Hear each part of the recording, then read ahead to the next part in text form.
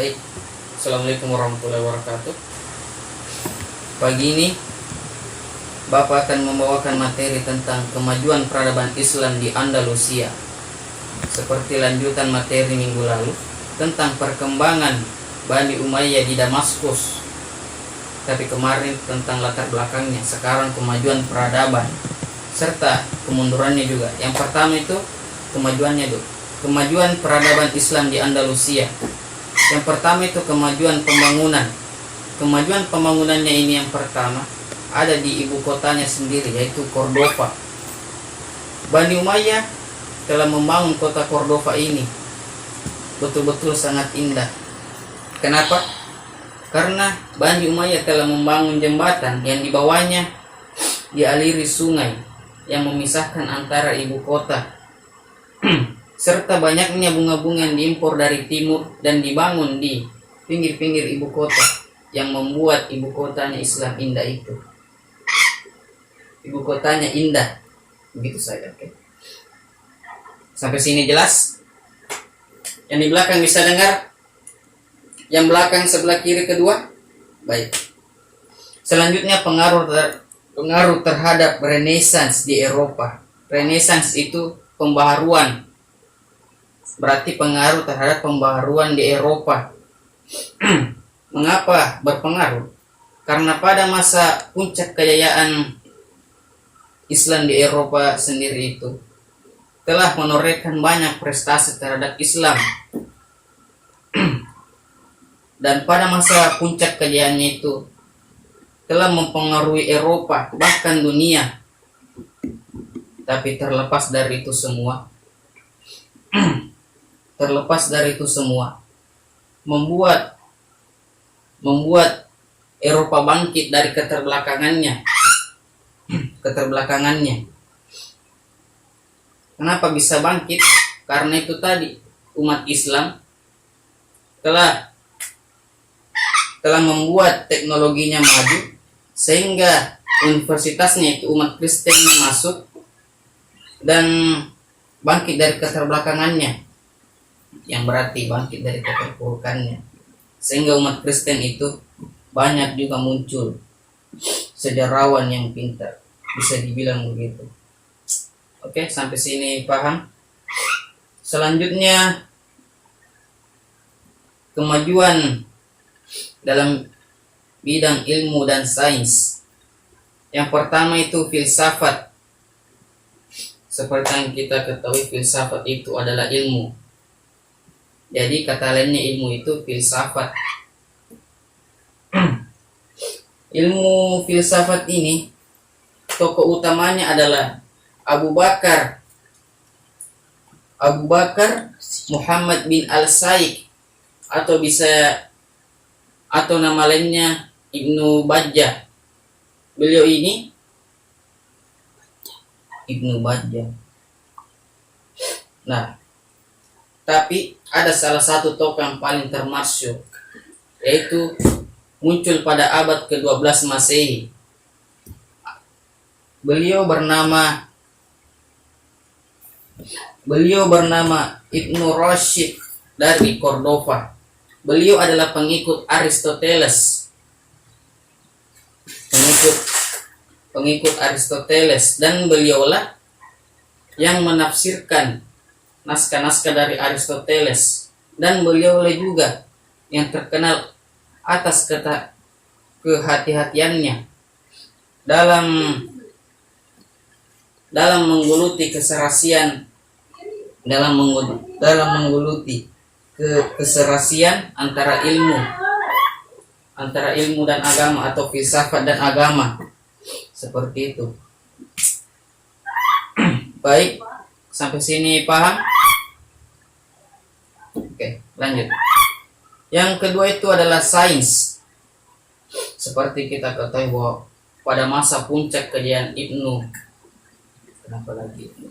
pada masa puncak kejayaan Bani Umayyah, ilmu sainsnya itu sangat maju dalam ilmu-ilmu kedokteran, musik, matematika, astronomi, kimia, dan lain-lain. Dan salah satu tokoh yang termasyhur itu Abbas bin Famas. Beliau adalah orang yang pertama menemukan pembentukan kaca dari batu. Dan yang kedua adalah Ibrahim bin Yahya al-Naqqas. Beliaulah yang telah jangan ribut. Tolong. Dengarkan. Sampai mana tadi? Ibrahim bin Yahya al-Naqqas. Beliau adalah seorang ahli astronomi, dan beliaulah juga yang menemukan kapan waktu gerhana matahari muncul dan berapa lamanya. Dan beliaulah juga yang menciptakan teropong modern, sehingga manusia sekarang bisa melihat bintang-bintang, bulan, dan segalanya. Oke? Tolong dia. Perhatikan. Oke? Sampai sini paham? Selanjutnya, bahasa dan sastra.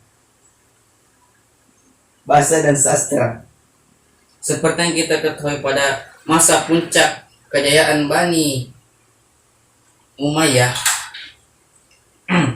bahasa yang digunakan di Eropa itu adalah bahasa Arab, digunakan sebagai bahasa administrasi.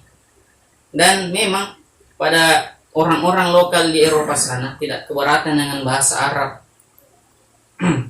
Dan lagi mereka juga telah menomorsatukan bahasa Arab dan menduakan bahasa lokal mereka. Seperti itu. Dan mereka juga ahli dalam bahasa dan sastra. Salah satunya yaitu bin Syaidi bin Malik, yaitu pengarang Alfiyah Ibnu Malik. Oke? Sampai sini paham? Coba yang di belakang tenang dulu. Perhatikan depan. Bentar bertanya kalau mau. Selanjutnya, kemunduran dari peradaban Islam di Andalusia. Yang pertama itu adanya konflik Islam dengan Kristen. Jadi perlu kita ketahui bahwa kemundurannya Islam di Andalusia itu salah satunya adalah konflik Islam dengan Kristen. Kenapa bisa terjadi konflik? Karena para penguasa Muslim itu tidak melakukan Islamisasi secara sempurna, atau bisa dibilang setelah menaklukkan wilayah, mereka betul-betul tidak memerhatikan atau mengislamkan semua umat-umat Kristen itu. Sehingga apa? Sehingga terjadilah konflik. Dan mereka juga terlalu puas dengan hanya menagih upeti dari kerajaan-kerajaan Kristen itu. Sehingga apa? Sehingga mereka tetap mempertahankan adat serta hierarki tradisional mereka. Hierarki itu bisa dikatakan tingkatan. Mungkin kalian sudah tahu atau pernah dengar tingkatan. Ada yang tahu tingkatan seperti apa? Jadi antara raja, ratu, pangeran, duk, apalagi duk, viskon, baron, dan lain-lain, yang artinya tingkatan begitu. Jadi umat Kristen itu betul-betul bersatu karena tingkatan itu, sehingga mereka lebih mendengarkan pemimpin tertinggi dan benar-benar bersatu. Dan karena itulah sering terjadi konflik antara Islam dengan Kristen, karena mereka terlalu bersatu. Dan yang terakhir, tidak adanya ideologi pemersatu. Mungkin kalian merasa sepele karena tidak adanya ideologi pemersatu, tapi perlu diperhatikan anak-anak sekalian, bahwa karena tidak adanya ideologi pemersatu ini, orang-orang Arab itu enggan menerima atau bergaul dengan orang-orang Kristen.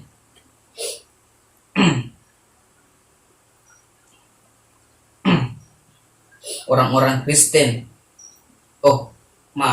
Maksudnya orang-orang Kristen yang telah jadi mualaf atau masuk Islam. Seperti itu. Mereka enggan bersatu dengan mereka dan bergaul. Sehingga apa? Sehingga begitu terjadinya perpecahan antara Islam dengan Kristen. Setidaknya sampai abad ke-10 Masehi masih ada gelar yang diberikan kepada umat Kristen, yaitu ibad dan mualladun kepada para mualaf itu atau para Kristen yang telah masuk Islam itu. Maksud dari mualladun itu sendiri adalah kata-kata merendahkan. Seperti itu. Jadi apa? Karena merasa direndahkan, terpecah belahlah mereka. Jadi orang Kristen juga menjauh. Sehingga terjadilah konflik. Dan itulah awal mulanya kemunduran Bani Umayyah di Andalusia. Seperti itu anak-anak sekalian. Dan karena itulah juga tidak adanya ideologi atau tokoh yang mempersatukan antara umat Islam dan Kristen, sehingga terjadilah perpecah belahan. Baik, sampai sini paham? Saya kira, atau mungkin yang di belakang yang tadi mau bertanya. Kalau tidak ada, Bapak tutup dulu ya, lapar ini. Oke? Baik, waalaikumsalam. Assalamualaikum warahmatullahi wabarakatuh.